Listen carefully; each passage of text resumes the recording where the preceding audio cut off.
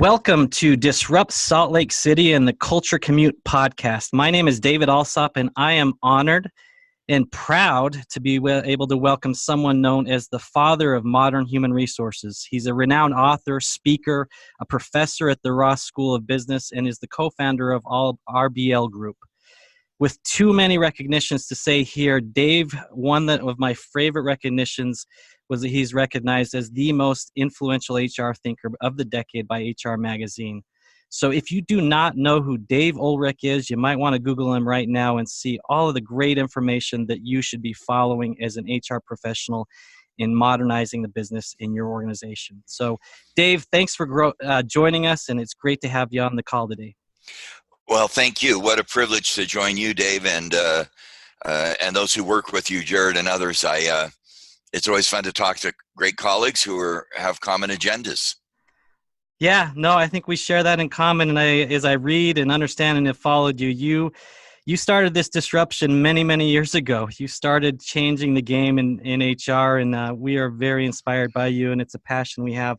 And it's just great to have you on the call. And maybe that's where we can start is, many people are inspired by your just amazingly researched and analytical expertises on really evolving the value proposition of HR from the outside in. And as someone who didn't start out in HR myself, I've seen and I noticed on one of your podcasts how you explained your background, how you didn't start out in HR yourself. And it's kind of an outside-in story that I'd love you to tell the Disrupt audience with us so they can understand how you went from taxonomy to becoming the central figure in HR innovation. Can you share a little bit about how you got into HR and how you got to where you are? Sure, and be warned, when people talk about themselves, they talk too much, so I won't try to bore people. I'm going to pick up on your theme, disruption.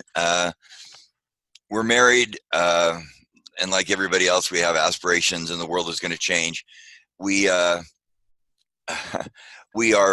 dorm parents at the university, so we're in charge of 2 girls' dormitories to pay our way. We decide that we're gonna do a better job running the dorms, and so we do a little study in one of my OB courses, organizational behavior courses, and I'm going to tell 2 quick stories. And the study is how things could be improved in managing the dormitories where we were at school. The professor had access to the senior vice president of facilities for the university, brought us in to meet with the senior vice president and to share some of our recommendations. Our boss was 2 levels below him. So here we are with our boss in the room, 2 levels above her, the senior vice president of administration. We share our reservations, and our boss says, that wasn't very good politics. You're fired. So we learned from trying to disrupt organizations in a way that didn't work very well because we had ideas and we didn't implement them. When I was at school, I was going to go to law school, English major. And as part of my honors thesis or my whatever senior thesis, I did an assessment of the English department. And so I surveyed alumni, I did benchmarking, I did all the kind of assessment tools under the tutelage of Professor Ulrich, and wrote my thesis, and everybody said, great thesis. And the English department, after I presented it, got a hold of me and said, we loved your thesis last night. It was really cleverly and well done, and we voted that you won't have your degree in English.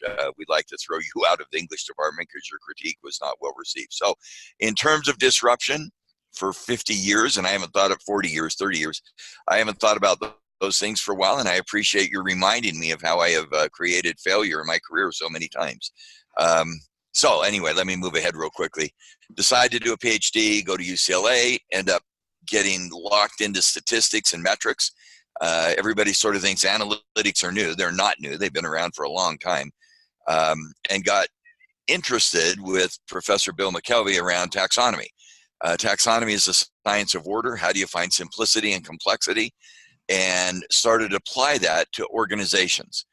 And so one of the things that taxonomy lets you do is say, in all this complexity, what is it that are the simple underlying patterns? And in the organization world, it's what are the underlying patterns that allow us to succeed in the marketplace? And my area of interest was not around strategy, marketing, finance, operations, technology. it was around organizations, because that's what I seem to like to disrupt and continually mess up. And so my study has been, how do you create organizations and make sense of organizations in a relatively complicated phenomena in a simple way that helps you succeed over time. And that's what I've been studying for 30 years. I'll finish this soliloquy, and I've probably already gone too long. My wife is a very good psychologist, and she says, Dave, you have OCD. Well, I know what OCD is. That's obsessive compulsive disorder. No, you don't have obsessive compulsive. You have organizational compulsive disorder. For the 40 years plus we've been married, you go into an organization and redesign it. You go to a restaurant and you say, is the manager here? Let me show you how you could be more efficient if you did this, this, and this. You go into a store, and while I'm shopping for food, you ask the manager and you recommend, here's some things you could do. And when you go to your religious setting, you recommend to the leaders, here's how you could redo it. She said, you are just consumed with organization compulsive disorder. And that's probably true. I do that both personally, and I'm blessed enough to be able to do that through the research we do in statistics and analytics, organizationally, and with large companies around the world. Well, Dave, I would actually tell you that I think the world is grateful that you have OCD for disrupting and going in and doing what you do, because it helps all of us. So I appreciate that. I also, one thing that you just said that is a passion of mine is the innovation, and you tie disruption to failure. And, the message of how we all fail, and you failed at one point, and sometimes that's what drives us into the future where we're going. Can you just talk a little bit more about that and tying Sure. innovation, disruption, and failure together, and how that relates to modernizing HR? Sure. Well, to be really honest, to innovate means to be personally curious, to see what's new, to see what's fresh, and then to experiment. We were in a company, and I'll tie it in two ways. And they were trying to build an innovation strategy. And again, in the spirit of taxonomy, simplicity, we came up with mantra: think big, test small, fail fast, learn always. Again, a very simple logic of what innovation means. Think big, what's the new idea, what's fresh, go test small, fail fast, and learn always. That third step is where companies sometimes get in trouble. They think big, great ideas, aspirations, pink, purple, blue, red strategies in whatever ocean color you want. They go test it, and it doesn't work. They don't know how to fail fast, and then they don't know how to learn. So that's the logic, I think, of having this mindset of always growing, of always learning. Second vignette, there's great work by Carol Dweck, a professor at Stanford in education, called Growth Mindset. And her tagline is, I'm not failing, I'm learning. So out of failure comes learning. My wife, as I said, is a psychologist who studies a lot of that personal relationship kind of change. And I'm so committed to it. So this year we happened to celebrate Christmas. I got a pillow for her that had embroidered. I didn't embroider it. And it said, I'm not failing, I'm learning. And now that's a pillow on my wife's office couch, because I think that slogan becomes very helpful. Now, finally, I've been around for obviously a few years, and my rule of thumb in HR is that I need, if I'm going to be a disruptor is the word, thought leader is the word, innovator, whatever word you want, I need to have about 25 to 30% new material every year to year and a half. Now you say, well, that's not a big deal. It really is hard, because it's easy to get locked into what's worked. And so my personal agenda is, when I just came back from the University of Michigan, where I teach in our executive programs. I teach on the same topic over many years. Do I have 25% new handouts every year and a half? And I've kind of used that as my intellectual capital mantra. What's the half-life of my knowledge? When do I need 50% new stuff? It's about every 3 to 4 years. So it's about 20 to 25% every year and a half. And I think I've tried to do that over my career. That disruption is not a negative thing. It's a learning thing. It's a creative thing. It's staying ahead of what's there. Dave, as I talk to you, you get my mind. I'm a right brainer, so I get thinking about, new questions as I get to know you. And one other thing that comes up about the innovation is thinking about, you talk about how long you've been doing this, but you also talk about how you have a rule of thumb in your life right now. And what came to my mind is one of the challenges that we see in cultures and organizations is as employees age and grow tenure in their careers, there's a perception that people get comfortable, and that drives the stereotypes and the discrimination risks of age.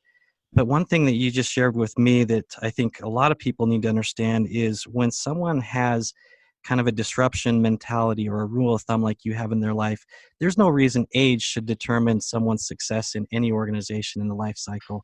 Is that the case? Because that's what comes to my mind when you talk about what you just did. Is I see you posting so much right now, and it tells me that you are always going to be innovating. You're always going to be at the cutting edge, and you're never going to be comfortable.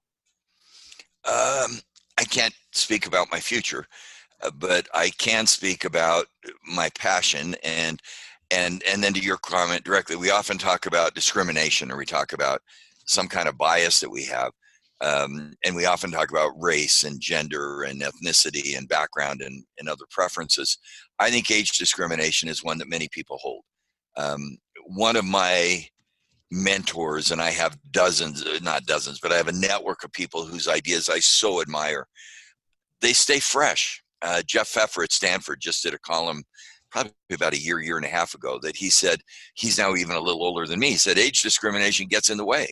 I'm as fresh as I've always been. I'm creating new stuff, but people, because of a number of age, they don't see it. Ed Lawler, older than me and a mentor, has done 50 books. I mean, I don't think age is a detriment. Now, there are some people, obviously, who they retire and they get up and they turn on TV and they go to bed and they turn it off. I mean, I don't think that will be me. I hope it's not. I can't speak to the future, but I've committed myself to try to learn. And as you mentioned, I post on LinkedIn. I've started that about 2 years ago. I was a troglodyte, I'll admit it, but I thought, okay, I need to learn this distribution channel.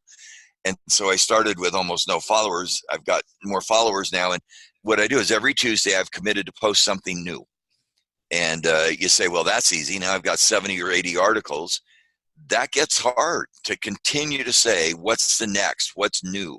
What's fresh? Where is the idea that's next? And I'm every day, that means I've got to spend time writing an 1,100 word article every week. And I've done that for a couple of years. I hope I can continue to do that.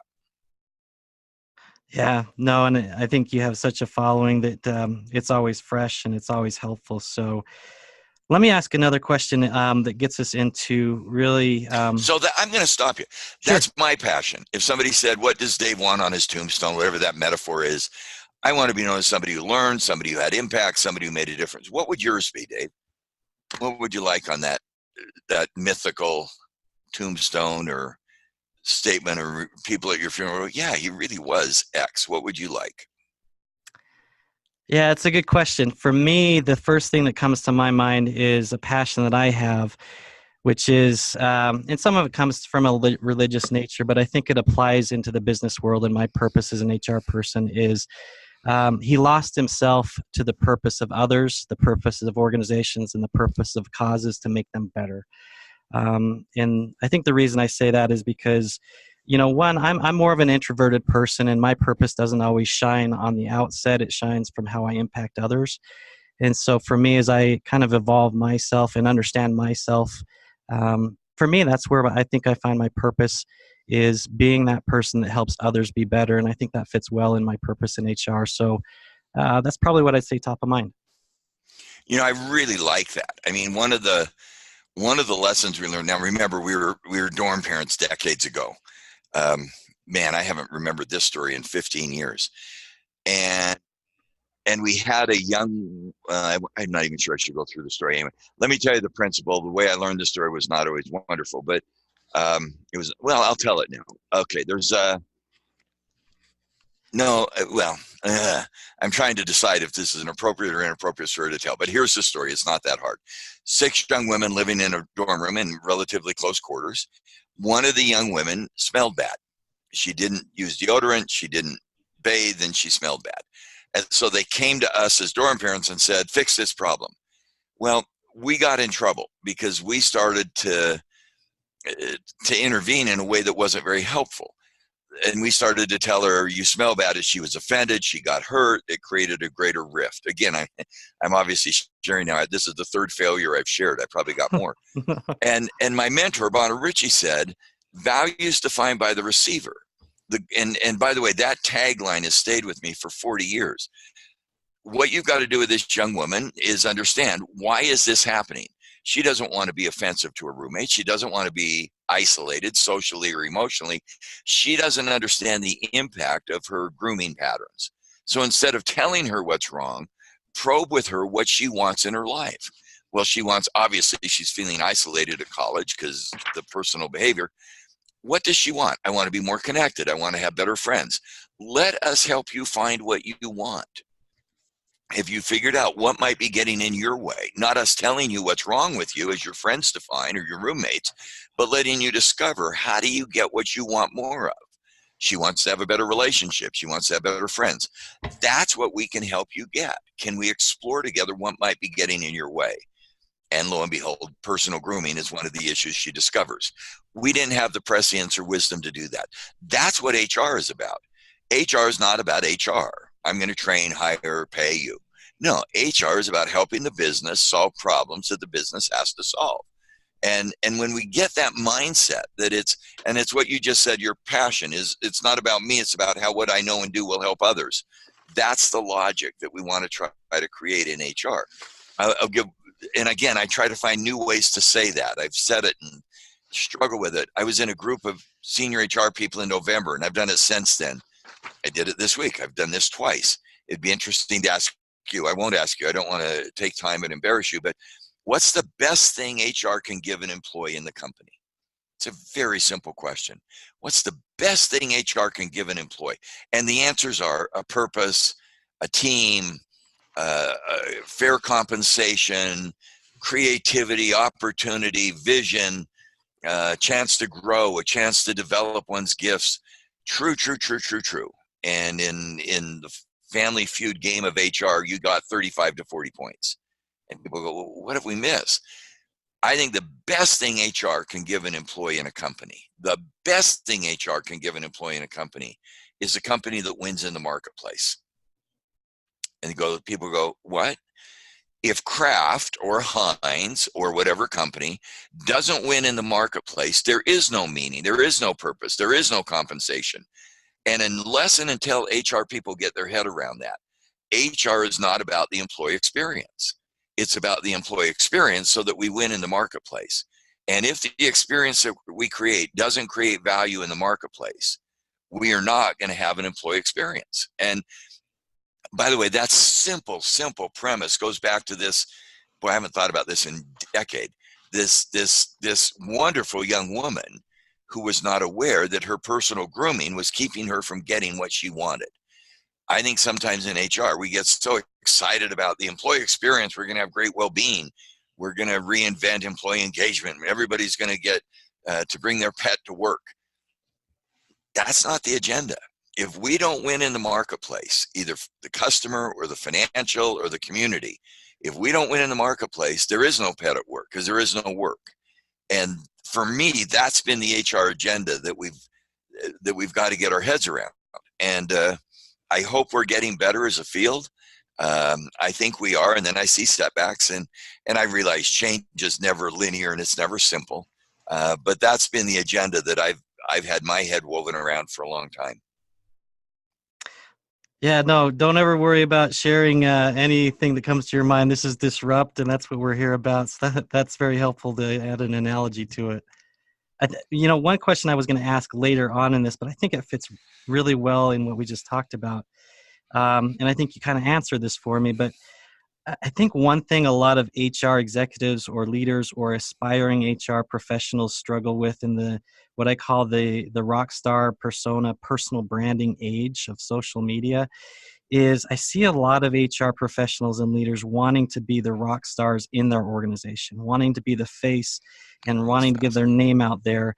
And for me, I've always struggled with that when our function is to make the leaders better and to put the leaders out in front to be the great inspirers of the purpose and the value to the customer. Am I wrong in that thinking? And should we try to balance being a rock star on social media and in front of our employees? Or is it okay for an HR executive to be kind of behind the scenes and helping other people to be the face? I've had the privilege, partly because I'm old and partly because I have a platform at the University of Michigan and whatever other reading I've written books, to coach a lot of senior HR folks. And when I coach them, I often say, what do you want? What are you driven by? What's your passion? What's your purpose? And if their answer is, I want to be the person who's seen as having changed the company, I want to be the rock star, the visible, the public persona of the transformation we're doing, my counsel to them 100% of the time is get out of HR. You want to, and by the way, I don't disagree. If you want to be the rock star, that's great. I mean, there are rock stars. Imagine Dragon, who does a lot of good in the world. There are rock stars who create real value. But senior HR roles are not going to be rock stars. I was coaching one. He was the head of succession planning for a large organization. So he put the slates together. He did the succession. He put together who were the likely candidates for a business job or for another job. And then he was going to put his name on a slate. And I said, time out. You cannot do that, because HR has enormous power, enormous influence, because we do help create the slates. We do help create the infrastructure. But the minute you put your name on a slate, you've destroyed the legitimacy of this position as the leader, as the head of leadership development, because you can't, it loses credibility. It just loses credibility. We're the architect. We're not the owner. I'd love to use that test. Who's the owner of HR? The owner of HR is not shared. The owner of HR is the business leader. And our job is to be the architect to help that person be the owner. I think that's helpful, because I think sometimes it's hard in this day and age for humility to win out. And sometimes that's part of our function as a leader, is to understand that someone else needs the face and we need to be able to be helping them behind. So I appreciate that perspective as we think about the day and age we're in with personal branding. Well, and there's a lot of influence in being the architect, being the Wizard of Oz who pulls the strings, if you want that metaphor, because I love to see, not in drama, you see the actors and the actresses. I love to think, who's the author? Who's the playwright?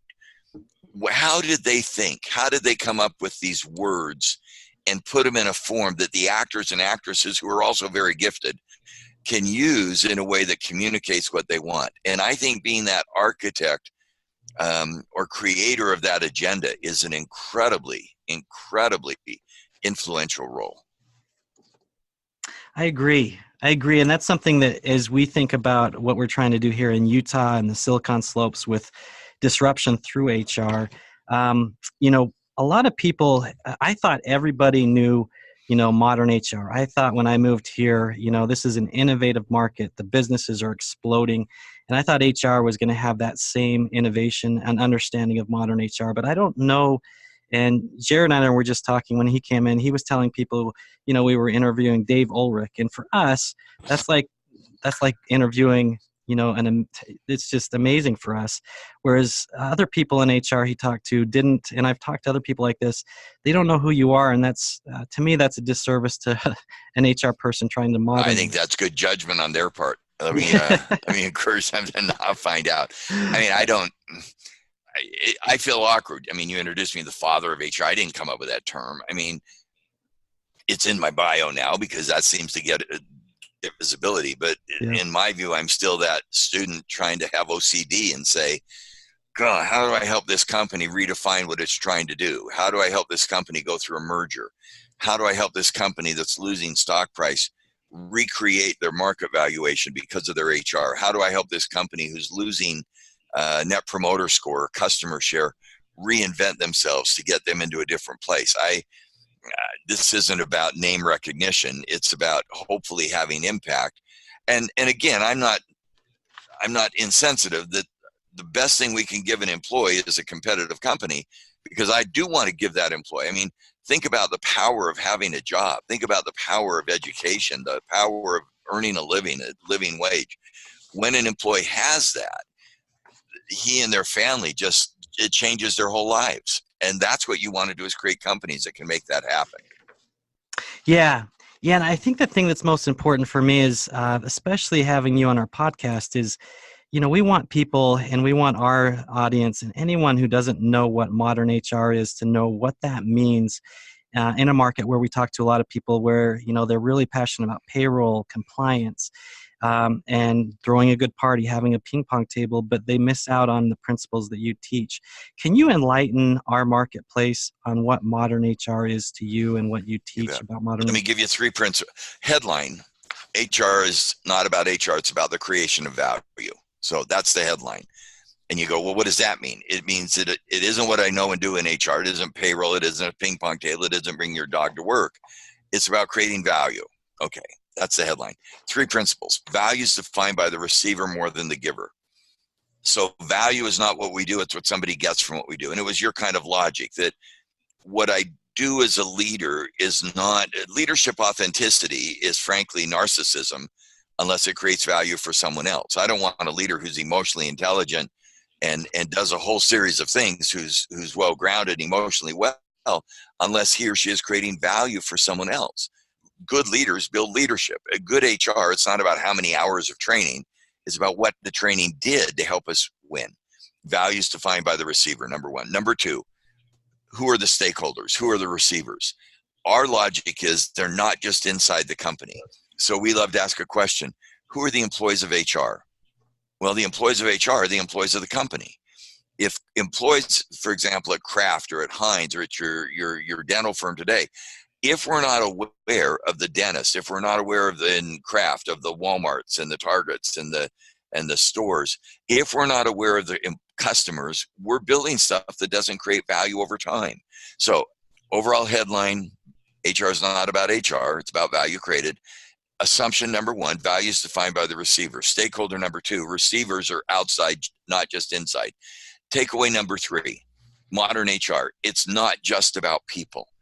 We did research and I get so torn. What do you do in HR? I build talent, I build people, I help the people. I should call it the people function. I should call it the employee experience. Our research, and we love research, is, and it's a fascinating question, if you have good people, or you have a good organization, the culture, the team, the system, individual competence, organizational capability, which has more impact on business results? And in the research we've done, it's 4-to-1 organization. 4-to-1. This is my other frustration, is we in HR say, I'm the people person. I'm here to get people well. No, I'm here to win in the marketplace through 3 things. Talent, that's people. Organization, that's the system, the culture, the capabilities, and leadership, the integration. So three principles of my view of HR. Assumption: value is defined by the receiver. Stakeholder: outside as well as inside, mostly more outside in some ways than HR does. And 3, what is it we deliver? Talent, leadership, and organization. I'd say those 3 dimensions really define modern HR, in my view.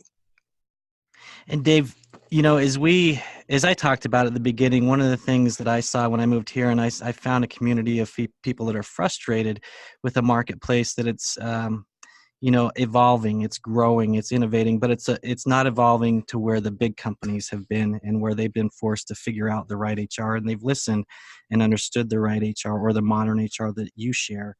Have you, in your research or your experiences, have you noticed that difference between a startup market and the Fortune 500s, and why it is so difficult for them in these kind of markets to, grasp the modern HR quickly as they grow? Actually, I think it's more critical in startup companies, because a startup company of 50 or 100 or 250 or 500 people, they don't have the luxury of failure. I mean, if you miss, you lose. And so you go to a startup company and say, what do you got to do to win?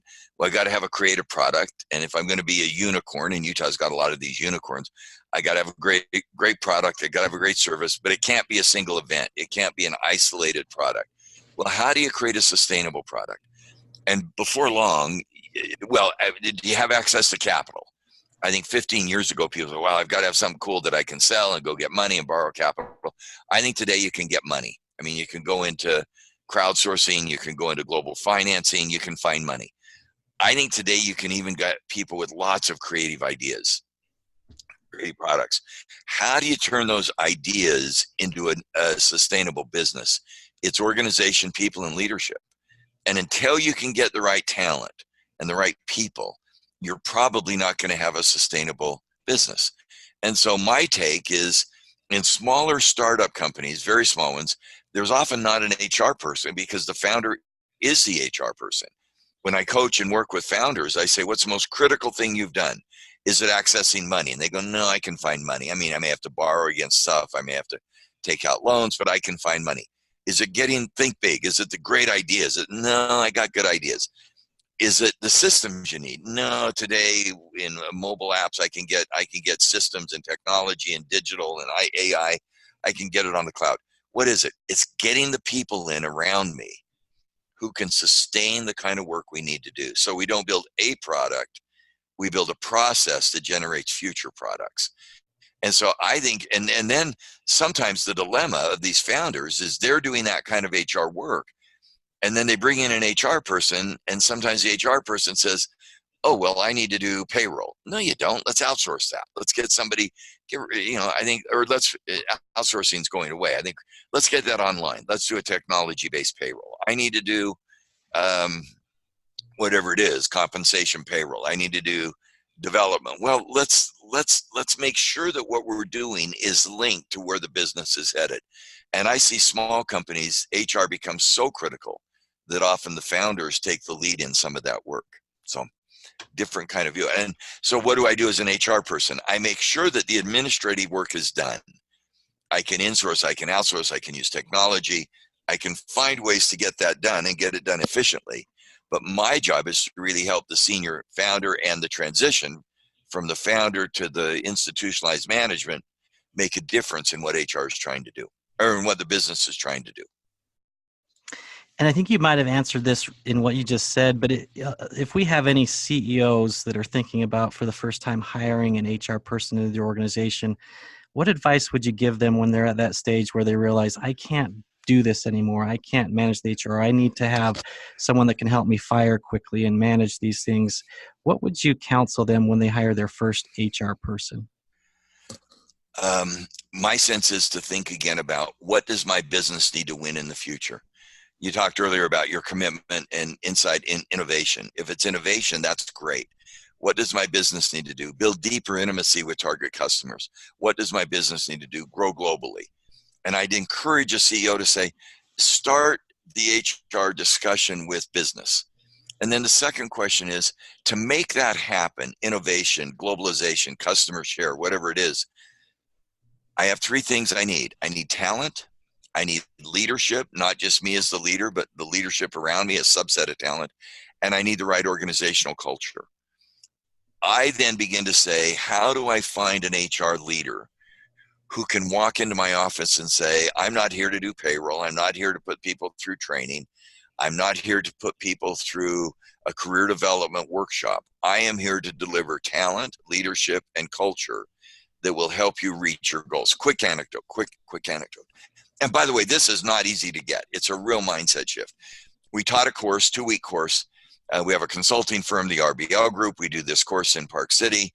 We had a consortium of folks come in from around the world, 35, 40 people. We gave them the playbook of HR, and we were all excited.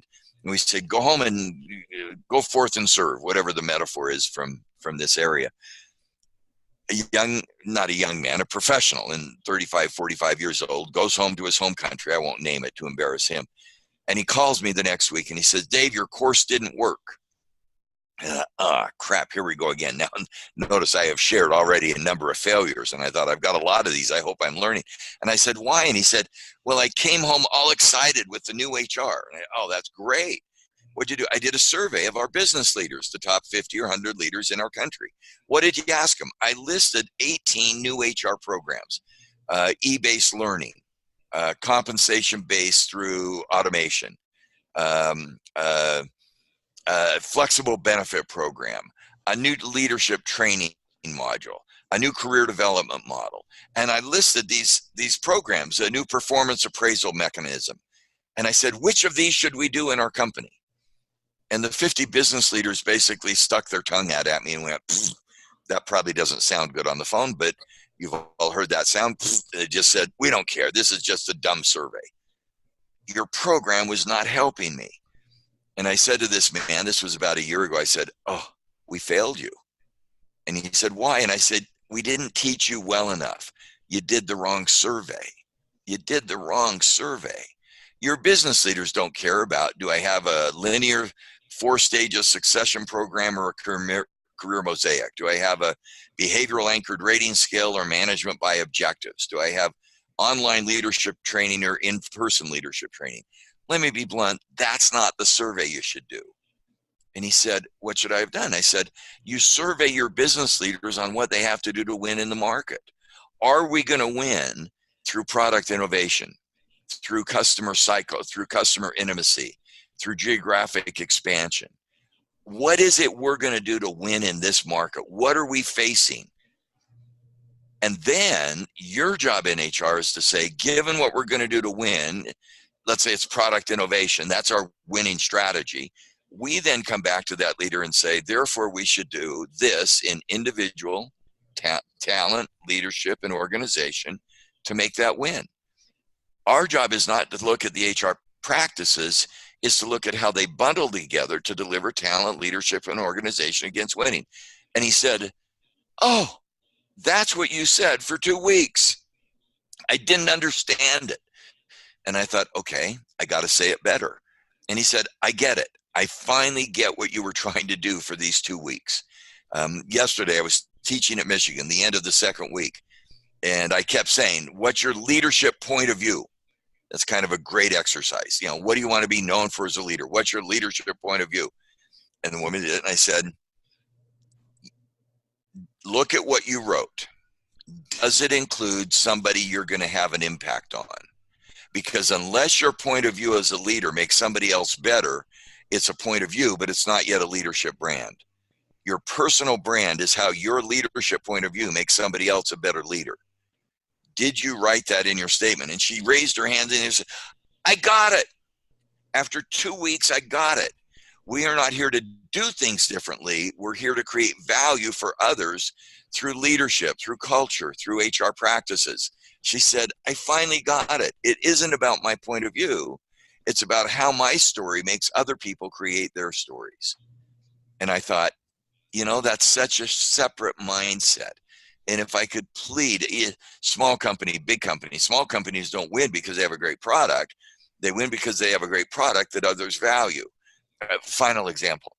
When they came to Michigan 2 weeks ago, they had flip charts, and that shows that we're still using old technology. What do I want to learn from this program? Compensation, organization design. I want to learn how to change a culture. I want to learn how to manage more mobility among my workforce.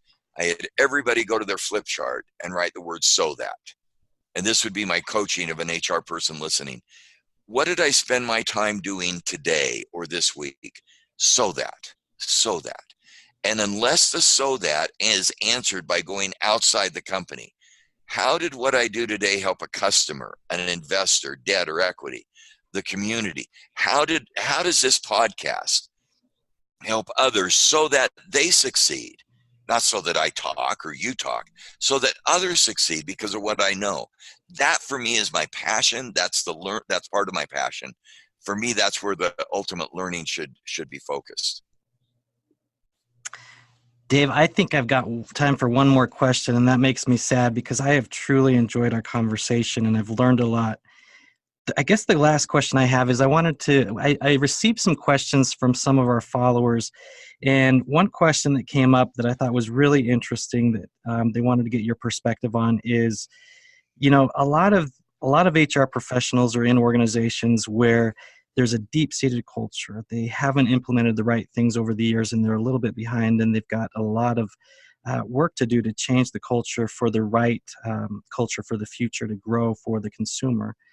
Are there 3 to 4 things you would counsel an HR person in that organization to do if they're trying to help change what they call a deep-seated culture for the better? Number one, redefine your assumption of culture. And you just said it, and it's an assumption I challenge. Most visions of culture is they're deep-seated. They're the roots of the tree. Culture is the roots. It's our DNA. It's our history. Change the assumption. Culture is not the roots of the tree. It's the leaves of the tree. Culture is not our DNA. It's not our heritage. It's what we want to be known for by our best customers in the future. Change your definition. If you want to change a culture, don't start with our values. Start with our brand. What do we want to be known for by our best customers in the future? Get very clear that you have this outside-in view of culture. We're not building a culture because we want to change our values. We're building a culture because we want our customers to have a better experience with us. Number two, create unity around that experience. What is that identity we want to be known for in the marketplace? That becomes our culture. And then number three, make that real. Make that real. Translate that external identity into a communication pattern, an HR initiative, an employee engagement process, but make sure that all of those culture change patterns are against what we want to be known for. Because people say, well, we have a deeply embedded culture. My comment is that what your customers want? If it is, then don't change it. But if the customers are changing, and they probably are, then you got to change your culture, because culture is not about who we are. It's what we want our customers to know us for. Dave, this has been enlightening. I want to say thank you for joining us. I want to say thank you for helping me decide my tombstone. My wife now has to listen to this. She doesn't follow HR, and so she's going to listen to help me build my tombstone. So I appreciate you disrupting me, disrupting our audience, and I wish you well in everything that you're doing, and hope to see you in the future. And we wish everyone that's listening well in disrupting their future for the betterment of their organizations and the consumers they serve. Thanks for your time. May you be blessed with OCD. Thanks, Dave. Have a great day. Thanks.